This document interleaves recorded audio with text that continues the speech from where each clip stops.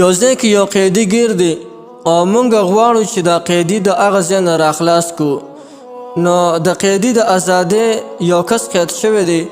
نو د قیدي د ازادۍ دپاره مې دوه ډېر آسان عملونه او وظایف راوړي دي چې په دې اعمالو او په دې وظایفو کې تاسو ته کم یو آسان په هغې باندې عمل وکړئ، انشاءالله چې الله جل جلاله به د ستاسو قیدي خبرې ښه کړي.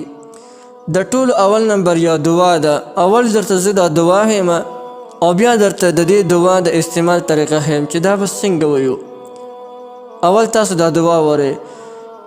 دعا دا ده: یا غیاث المستغیثین اغثنی و یا ناصر المظلومین انصرنی. بیا ورته ګورئ: یا غیاث المستغیثین اغثنی و یا ناصر المظلومین انصرنی. دا دعا چې څوک روزانه زر ځله کوي او د دې اول او آخر ته نه یو ځل درود شریف وایي او د دې په دې منځ کې چا سره خبرې اترې نه کوي، نو انشاءالله چې د دې انسان قیدي به الله جل جلاله رخا کړي. دا خو یو عمل.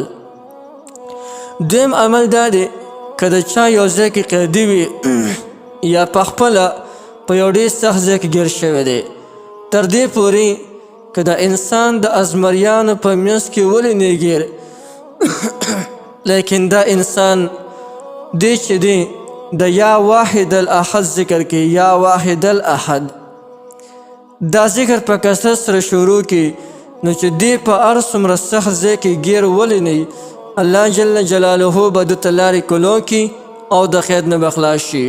یا واحد الاحد، یا واحد الاحد به نه وایي بلکې یا واحد الاحد به وایي. او د دې یو پیدا دا هم ده که یو انسان باندې څوک ظلم کوي او د انسان د دې اسم یعنی یا واحد الاحد ذکر ډېر کوي، الله تعالی به دغه ظالم د ده د ظلم نه خلاص کړي.